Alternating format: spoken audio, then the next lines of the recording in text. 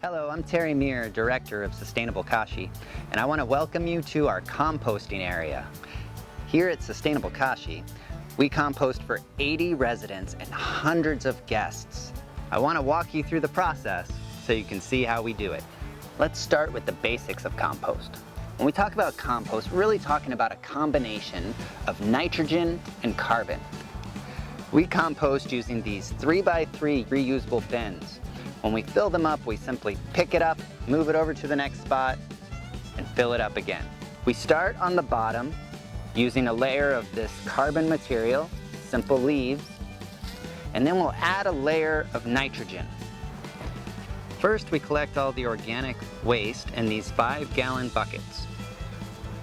We add them into our 3x3 composting bin in a single layer. This layer is made mostly of food scraps from our kitchens. People always ask me, what can you compost? So as you can see here, we have a combination of paper products, we have old kitchen scraps, fruit peels, there's even an old scrubby. Now what you can't compost is anything plastic or inorganic, such as this granola bar wrapper. This granola bar wrapper will not break down in the compost pile. So we're gonna go ahead and throw it away in this garbage can right over here.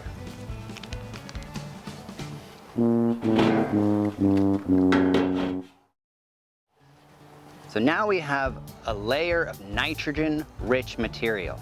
Now this will stink and attract flies if we leave it open like this. So we want to add 3 parts carbon to every 1 part of nitrogen we've added here.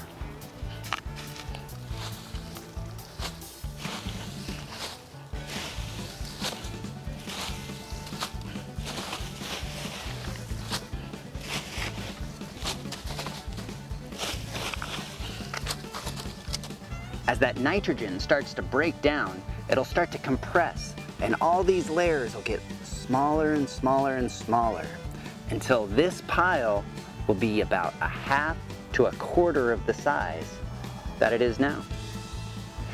As a general rule, you don't want to compost a lot of dairy, bread, meat, or oil. If you compost oils, you'll cover up your microorganisms and turn them anaerobic. That'll make it really stinky. If you compost a lot of meat, that'll attract a lot of vermin and animals we don't really want in our compost pile. So it's all about balance.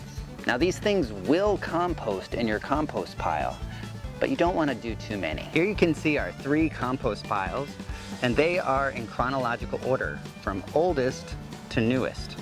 So this pile is already 3 months old. This is a compost thermometer. It has a very long probe that we can put into our compost piles and get a temperature reading. I like to harvest my piles when they reach 80 degrees. Once it reaches 80 degrees, I know that the thermophilic bacteria in this pile are dropping and it's becoming stable. That's when I know that the microorganisms and the humus is at its peak. Another question I get is, what do we do with the compost after it's all done? So I want to show you how to turn this wonderful pile into potting soil for your garden. We'll start by raking off all the carbon material on the top, and we'll reuse all of this carbon material for our next pile, where we'll cover up all of our new nitrogen that we add.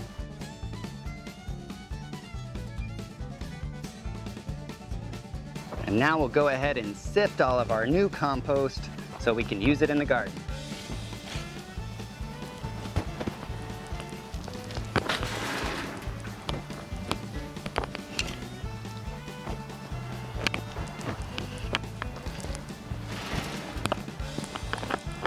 And now we'll gently sift our new compost through this 1/4-inch hardware cloth.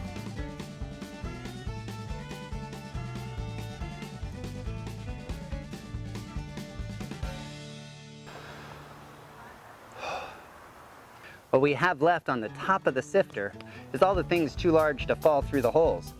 Now this is covered in microorganisms and what we like to call inoculant for our next pile.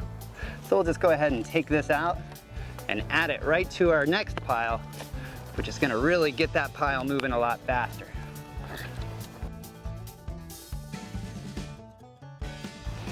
And what we have under the sifter is one wheelbarrow full of top quality compost, just filled with microorganisms and life. My teacher told me if you have really good soil, half of it will crawl away. If you've done this right, it'll smell really sweet, be really dark, and be able to hold its shape by squeezing it together and gently fall apart.